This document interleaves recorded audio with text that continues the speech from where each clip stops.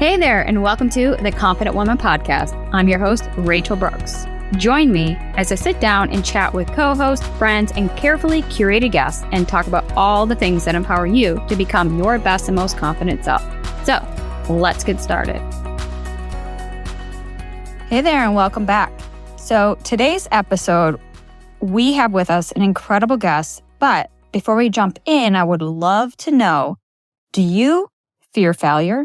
Or do you fear success? And the reason we ask is because we have an incredible guest with us, and that is Julie Perkins. Julie is calling in from Amsterdam, and she is the founder of Wyseminds, where she shares her 20 plus years of experience to take female entrepreneurs on an energetic yet focused journey of exploration to scale, grow, and find success in their businesses. So if you have any idea what we're going to be talking about, dive in, be open-minded, and grab a notebook and pen because we have a lot to unpack and a lot to discuss. So we hope that you find today's episode inspiring, encouraging, and empowering you to go after your business, your life, and absolutely love what you do so that you can sustain this and feel like you're really making an impact and a difference in today's world. So let's dive in.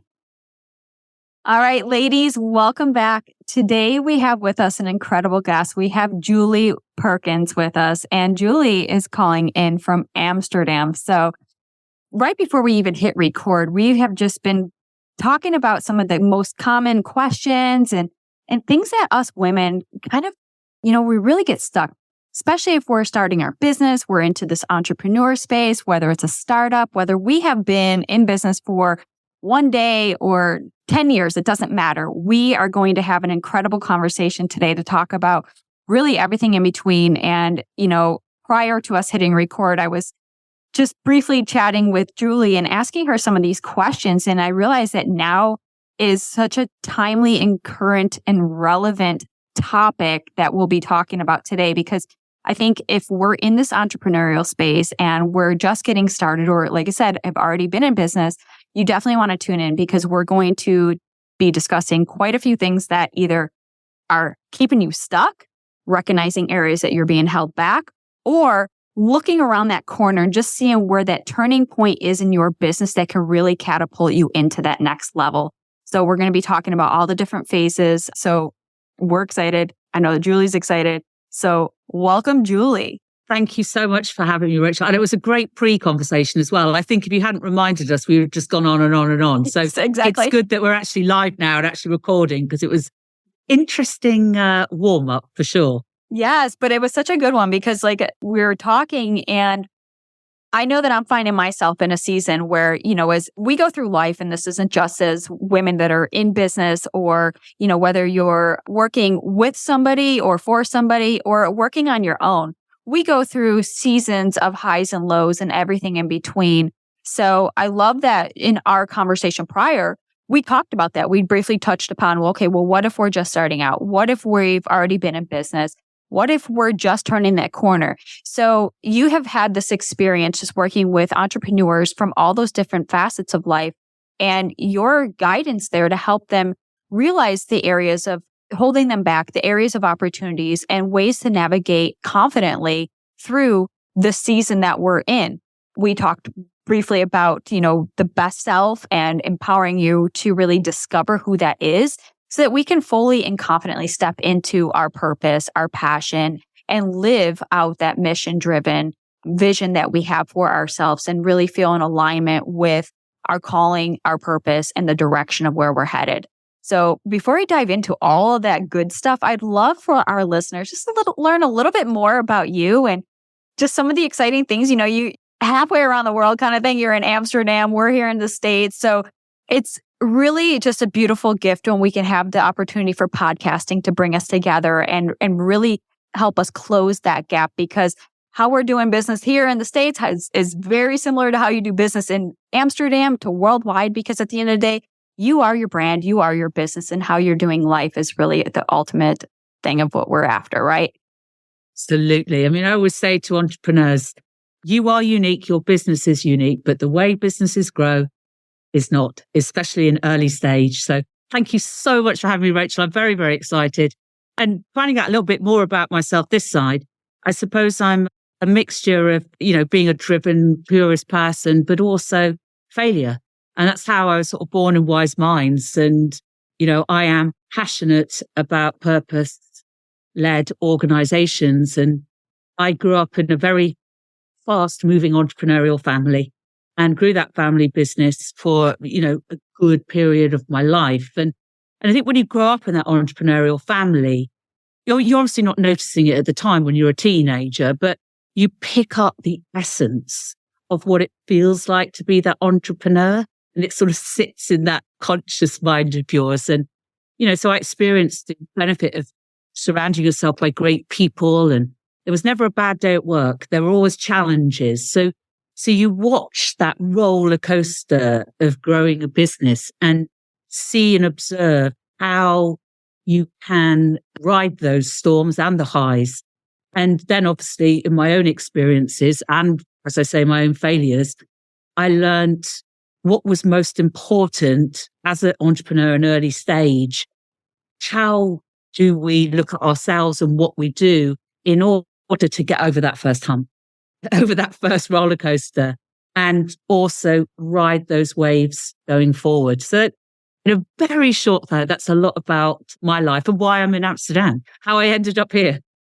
Wow. And it's so true, right? Because we got to navigate this. This is just, in essence, kind of like what I say, we're just doing the best we can with what we know until we know better and then we do better, right? So it's this. Absolutely. Yes. And keeping that kind of on the forefront, because I think as we're working women in, like I said, whether we own our own business or we're doing our best in supporting other corporations, organizations, and being a key player in those successes and the growth of those companies, we have to remind ourselves of that. And it's like, at the end of the day, we're trying to achieve that lofty goal of work-life balance, which I think for me personally, and I would love to hear your take on this as well, I feel like that work-life balance is kind of that chase that, we can find that balance for some time, but I think just as we go through seasons, we're going to find another obstacle that kind of throws a wrench into things, and that balance is not, so evenly distributed. Is that? I'm smiling because I always have this sort of thing about work-life balance as a statement. And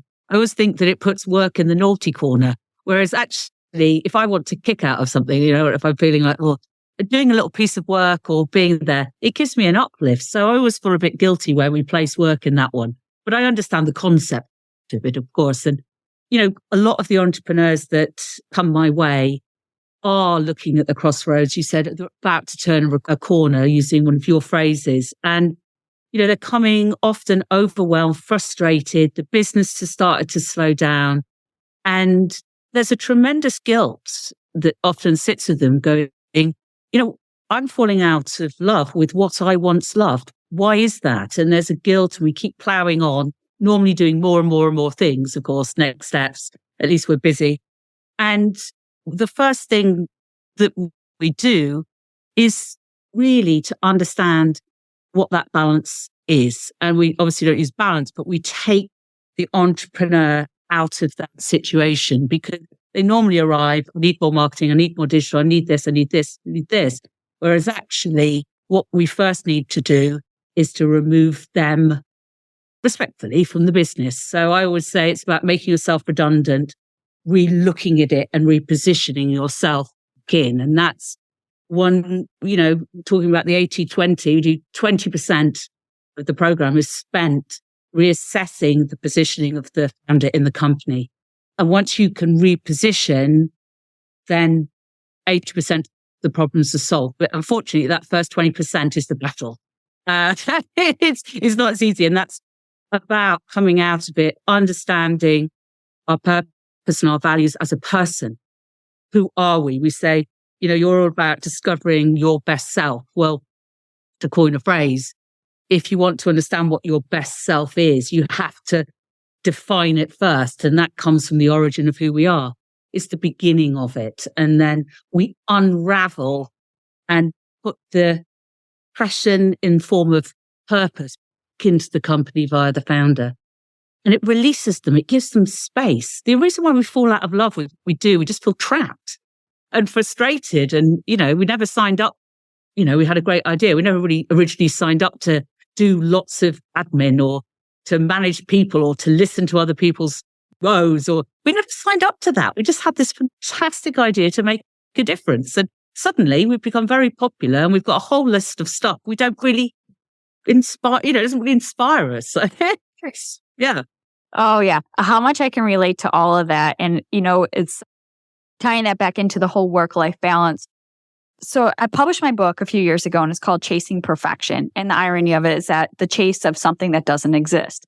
And so then when I was finding myself in the space to go, really diving into my personal brand, my business and everything that I'm building. And then you hear that notion of work-life balance. And I feel like, okay, that's another illusion that doesn't exist. And so I felt like I was trying to chase that for some time. And it was leading me to this burnout phase of overworked, overwhelmed, because at the opposite side, it's like I still wanted to have some freedom in life because that's originally what I had signed up for. That's the business model that I was building. And that's the freedom lifestyle I was chasing for myself. But at the crux of it was, how can I make the biggest impact and make a difference and know that my work and my mission and my message is delivered in a way that is landing with the individuals that's meant to hit and making a difference in their life. And pulling that back, I realized that I wasn't making a difference in my life. So I love that you take that entrepreneur, the head of the business out, because we need to redefine what that looks like for that individual. And this past year was a season that I somehow did that for myself. I realized that my business was going in a direction that had phased me out, had burned me out, and it left me with no drive to even continue. So I was at this crossroad where I say, either I continue going down the same path, expecting the same results, receiving the same results, burned out, how much longer can I sustain this?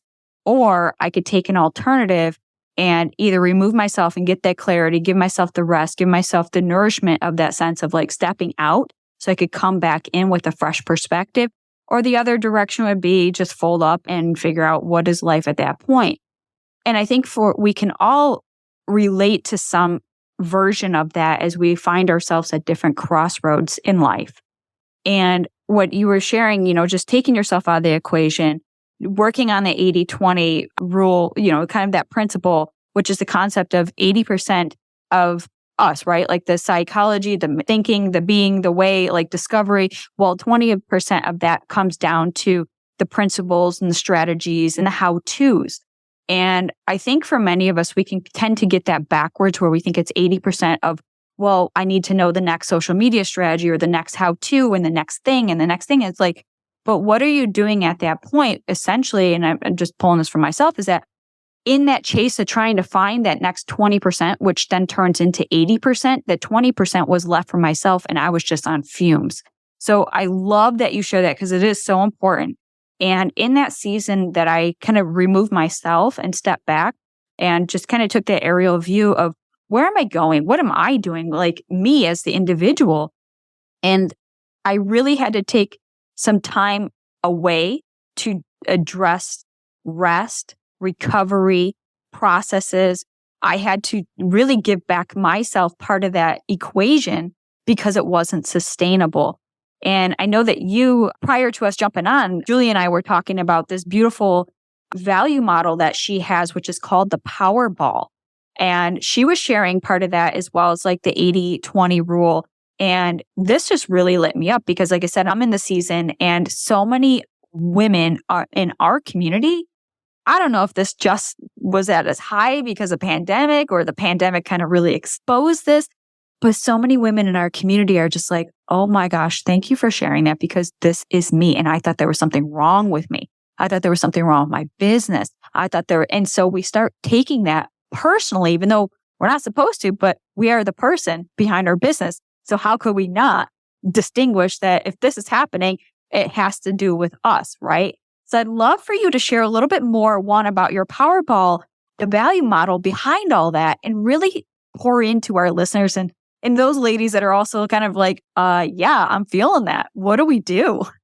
Well, I mean, it is a very honest conversation to have because I think COVID, in that time just to sort of link back to what you were saying, gave us time to really evaluate what was important. And that was for ourselves as well as for companies. And it always made me smile a bit because, during COVID, everyone was doing things that were right for the community, and big companies were declaring the purpose, the lead, this is how you were driving.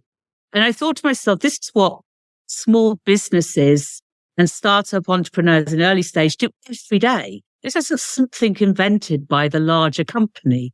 This is the essence of core of what we do, the alignment of the values of a small company. And going back about the person, the influence, of course, when you're a small company, there's a huge influence on the alignment of values in the company.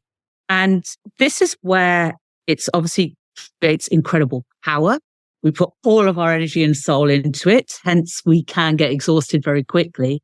But also, we have to look at the countersign of that when us putting ourselves all into our companies can actually have that detrimental effect on ourselves and our business. And I mentioned right at the beginning, failure from me. And this was it when I was growing a big brand in the Netherlands and Northern Europe. People used to come up and say, "Oh my gosh, Julie, she's so passionate. She is the brand." I used to go, "Thank you." I used to wear it like a badge of honor. And really what it was is that moment is that I was growing the business around me, and which is okay when it's very small and in startup, but when it's a £75 million business, it starts to really drag you down after a while and everybody else with it. And my great discovery was that with all the passion and the enthusiasm and the drive, you forget about what takes you there isn't going to be what takes you to the next stage. So you try and build it. You end up this huge sort of rucksack. I always liken it to you're at Camp 4 on Mount Everest and you're trying to make it up through the death zone with a rucksack full of, everything else that took you to Camp 4. You don't need it all. You need to be knowing what to discard. And that's one of the beginning points of trying to free yourself as the founder, is taking that step back and making yourself redundant. And of course, that doesn't happen overnight. It's not delegation. I always have to put that in. People just say, delegate, Julie. It's not delegation. You brought up this incredible business. You literally lived and breathed it for this period of time to just go, please have this bit and please do that. You're emotionally attached to it. And what we do is we respectfully work with the woman entrepreneur to establish their purpose, their passion in terms of the purpose of why they started it in the first place and their lens through which they see life. Because once you have that, you can then hang out with yourself, and you are the greatest guide in business growth. Not your company. Don't hang out with the values there. Hang out with yourself and be able to leave the essence of you in your company. And that gives the people the space to perform, to have ideas. But it's very difficult, if you've got you as the founder, building a company around you. People don't follow people, as they say, the famous thing. So they follow great ideas. But if you are holding on to the great idea, it's people won't be able to do it. And you hold on, you end up doing more and doing more of the stuff you want because there's no space for anybody else. And hence the hamster wheel rolls and we do more and more and more. So that's what we do. But we respectfully do it. This isn't the sort of delegation and do this. This is truly taking yourself back down to base camp. Who are you? What do you see? Who do you represent? Who do you want to be? Because if you're trying to find balance in work, don't make it percentage. Because the thing about phrases like work-life balance, it gives you another measurable objective. Because you read in the magazines, you go, oh, I don't have that. Therefore, I don't have work-life balance. Whereas if you just look at yourself and look at how you influence all areas of your life, that's the balance you're looking for. Many hats in your life. Just make sure every day you put on your hat first. And this is this whole beautiful journey that we do to release people from the overwhelm. And then they go, oh, actually, maybe I do love my business still. Yes, in its new form. When you are free-ish. You're never totally free, but you know what I mean. Yes. Oh my goodness. There's so many just little nuggets in there that I was jotting down, and just, those that are listening, as a recap as well, like making yourself redundant and influence all areas of your life. And I think that if we could start implementing those two things as part of our own mantras that keep us aligned, then we realize now it's not about us trying to do everything on your own. And I love that you brought up the idea that if we're holding on to that idea and the vision and everything too tight, then we don't allow other people in to creatively and inspirationally help us grow that, because it will always live and die with us if we're not open to trusting others, to bring them in, to give them the creative space to start, finagling that idea and give it a little bit more shape and texture. So I think that that's so imperative. And especially if you are, a solopreneur or just kind of getting started in your business, as you had said, Julie, it's not about just delegating and task adminning and passing things off, because at the end of the day, it's like, what are you giving them to do? Because if you haven't given them almost a stake of the business and the idea to have them fully invested into this, they're just going to be task doers, right? But isn't the goal of building a company or an organization is to lead others and bring them up with you?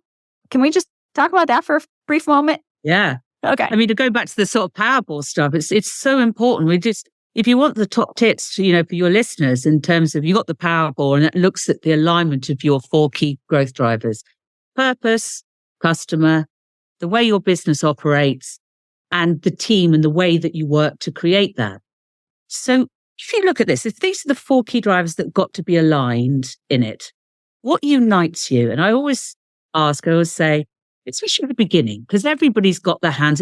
There's a structure, but it's a beginning structure, right? So what do you celebrate? And just going back to my little sort of list of learnings, failures, whatever you want to refer to them as. I also remember when I was starting the brand and it was really driving fast, we set this strategy, we say, the record week strategy. And so we used to celebrate when we had this record week in the Netherlands, and it was so exciting. Everyone loved it. But realizing when he did it so much, and we had a lot at the beginning, and you kind of think, what do we celebrate when we don't have a record week? It's like you only celebrate when you have a gold medal. And what we realized then is that when we said, oh my gosh, it's a record week, how did everybody attach themselves to that celebration? It was normally marketing that shouted loudest, of course. It's this, it's our message, all this. But actually, what creates success is the unified team of all. So what you celebrate is more important than you think.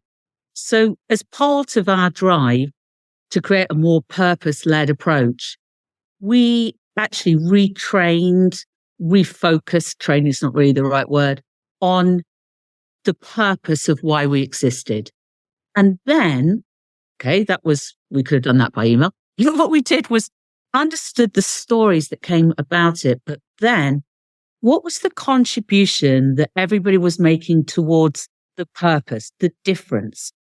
And that is what united us. And in the end, a lot of people will debate with me, can you measure purpose? Well, you can if you kind of get the right. So we measured I run a spectacle business, the likelihood for somebody to return in 2 years' time. So that we weren't looking at this moment now, our daily tasks. We were saying, can we inspire them enough to the purpose that they remember us in 2 years' time and return? And in order to do that, we had to give them the value, we had to give them the experience that we set as a company. So even though you could probably argue it, having that as a celebration, likelihood to return involved all 1,700 people, whether you answered the phone, served the customer, supported. And that's what united us. And that year, we actually moved into market leadership for the first time. I'm not saying it was totally that. We had marketing money, but we didn't spend any more marketing money. And that was the difference. That was the power. And coming together, and the Powerball is, how do you unite on what truly matters to grow a business? And that can only be done from gathering the strength of everybody.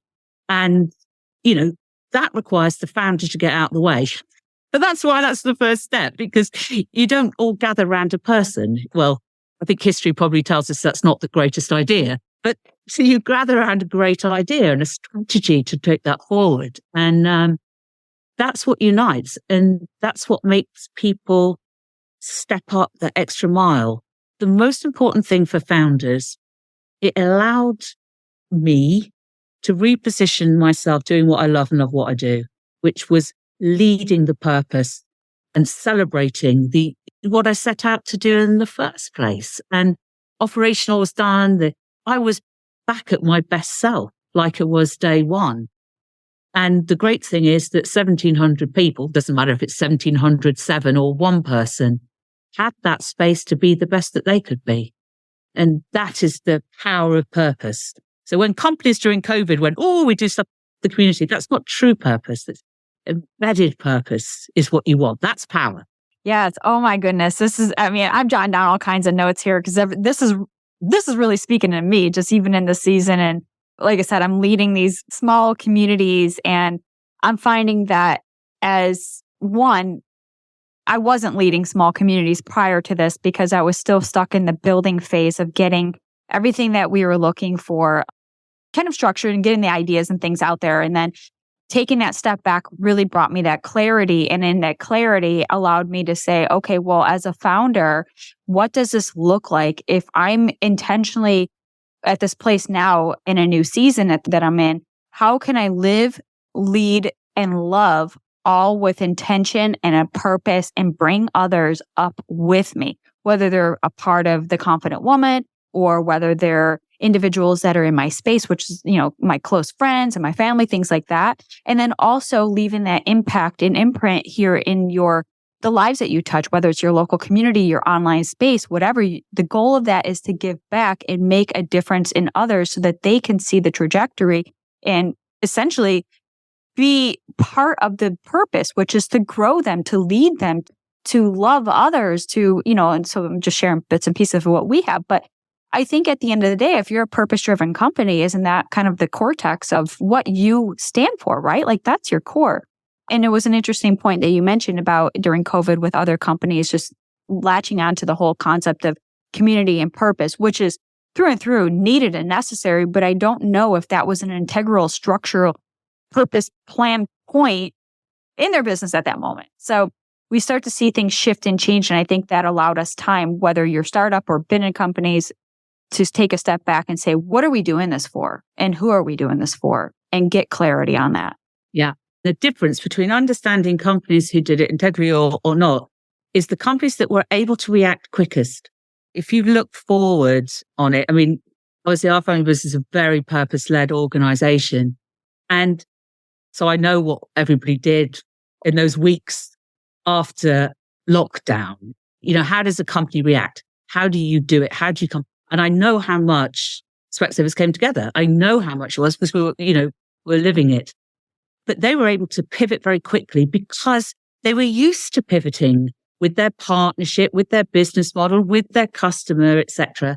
And that's something that's also reflected in small businesses. If you are there and you truly know who you serve and the people you're involved, you're in it together, you're unified. And therefore, you can react quickly to changing situations externally. The challenge is when you take this start model and you become slightly bigger, and that's where you look going, those companies that reacted quickly were the ones that hadn't cut the golden thread, were still on there because they knew what their customer needed straight away. Her pickup wasn't invented by the big restaurant straight away. How do you bring people into a restaurant when you're not allowed to be in a restaurant? It was done by taking the menu out onto the curb. That's what smaller restaurants were doing, as an example, of course. But those companies, you knew who you were. You knew how to pivot. I think that's the question. During the times of lockdown, how did you react? Did you gather as one company, one team? Did you know what your customer needed and their pain? Had the pain of your customer changed? And this is this beautiful advantage that smaller companies do if they don't sever the golden thread that they've always had from that startup. And that's the key, driving that one through. And that's purpose-led. That's why those small businesses, and small, I mean, 20, 25, 30 people, be turning over a lot, can still make impact in their community. Essential. Yes. And you'd mentioned earlier, we talk about, I don't know if this is just mostly with women because we've had to face so many different challenges in business. But when we look at it from whether we're owning our own business or working for somebody else, that concept of, we talked briefly, fear of failure. But I love the concept of fear of success because I think that we don't challenge that enough as well, because it's almost like, but I'm afraid if I fail, so we don't try. But what happens if you had that gumption to go up and start trying, but now you realize, whoa, what if I succeed? Like wow, that's a whole nother level. Can we talk about that? Yeah, absolutely. Okay. I mean, I talk about it with a smile because I was like you, fear of failure, fear of this. And, we look at the headlines about women entrepreneurs coming forward. Is it fear of this? But actually they say that the fear of success in a way is greater than the fear of failure. And it's like, oh yeah, really? Like when you hear things, you go, is it really? So we all sat in a room. So me and 8 entrepreneurs that I was working with, and we talked about this concept of money. And of course, we're all viable business. We've all got our own businesses. We're making a turnover. We've got off the paper stage, the forming stage. And we went around the table and some people were quicker. We're going, what's your relationship with money and success? So we're all writing, very eager, entrepreneurs, very eager. And we all write the stories. And it's good. And then it started to slow and people started, as they were writing, asking themselves different questions.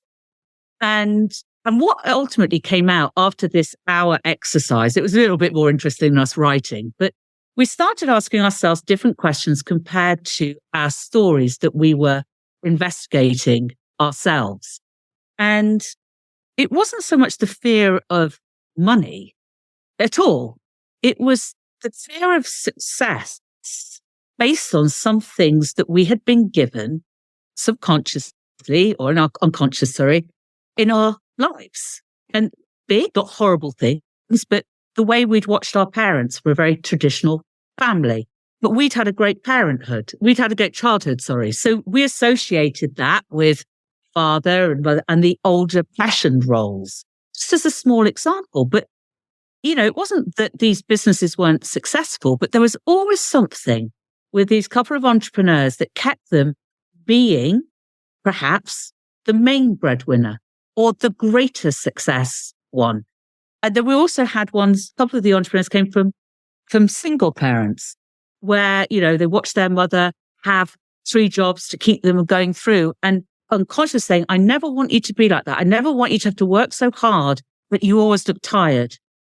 So what we were doing was unraveling it. And what we formed was new mantras for success.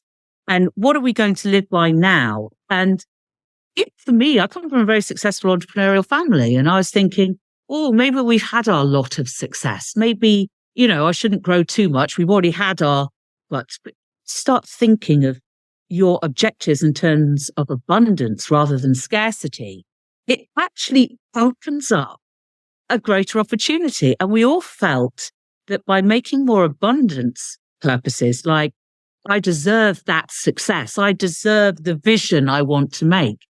Small as that shift made, it stopped us setting purposes on scarcity. I want to be big, but my unconscious is saying, don't be too big, have time for your family, da, da, da, da, da, da, da.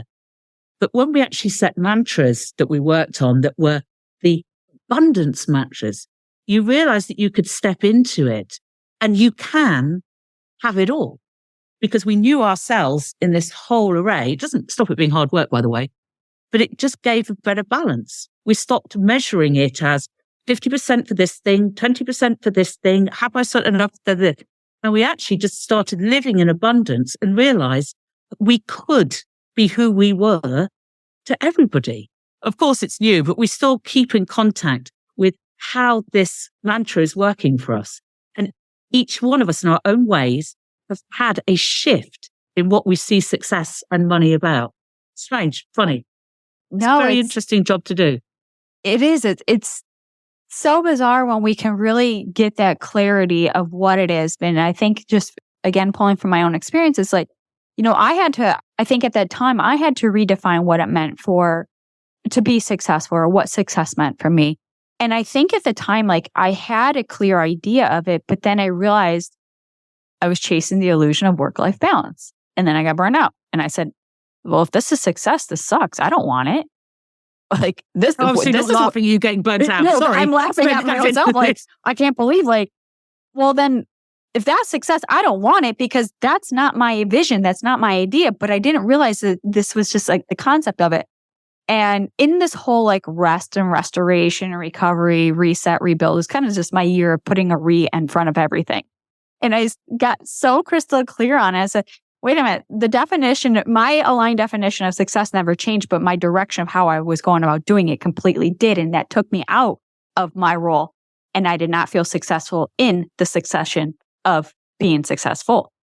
That was weird. Yeah. It just all came out like that. But it doesn't sound weird at all. It's such an important point to, you don't have to just make yourself redundant from the business. You have to make yourself redundant from how you think about things, what growth is to you, what success is to you. But just understanding that mantra, it's always good to even up it for, are your purpose, the reason big enough in abundance? Or are you subconsciously protecting yourself in scarcity? Yeah. It's a very interesting one. It is. But the re really helps because you're re. It's a reach one. I think the re in that concept, the re took a lot of pressure off of me to feel like I had to do it all again and that what I have already created up to this point or to where I'm at this point wasn't for nothing. So taking that re allows me to just reevaluate, redetermine, redirect, and so I was just pivoting in that context, but pivoting in so many different facets of my life that as the clarity started to shape and shift into these different facets, I realized that I was still on point because for me, and I'd love to hear what your definition of success is, but I think for me, success is doing what you love and loving what you do. And so that really taps into my why. So that time away allowed me to get crystal clear and reconnect with my why with open eyes and open heart and an open mind because I had convoluted it with so many different things in my business and in my life that I couldn't see beyond. And so that vision was darkened. It wasn't as clear as it used to be. And without a vision, I didn't have purpose and direction. And that's kind of where I felt myself fade out of things like life, business, all those things. Yeah. And it's interesting what you say. We work with entrepreneurs and people going, what is growth to you? And interestingly, the smaller you make it, the more pressure it puts on yourself. So what we try and do is try and get people to say, well, what's growth to you? And so the first answer, and it's an evolution, of course, as all coaching is, the first answer is always like 50,000. I want 2 members of staff. I want this. It's very what we see and what we read and what we associate businesses to be. But the problem with putting a measure on what growth means to you is it puts pressure on yourself to achieve just that. And, you mentioned about the perception. This is what it is. This is what success is. And this is where I'm going. But what we're trying to say is, what is growth to you in terms of the difference you want to make? Or it's much more uplifting. It's wider. And that's not cheating. It's just about whatever you want to change is a better growth than putting measures to it here, because then you can spend time making people curious about your vision, bringing the right people in, letting people have the space to answer the questions you don't know yet. If you've got a picture that you know exactly how, et cetera, this is how it's going to be. Sometimes the problem with stress is that your problem you're trying to solve isn't big enough. So you're making it too small.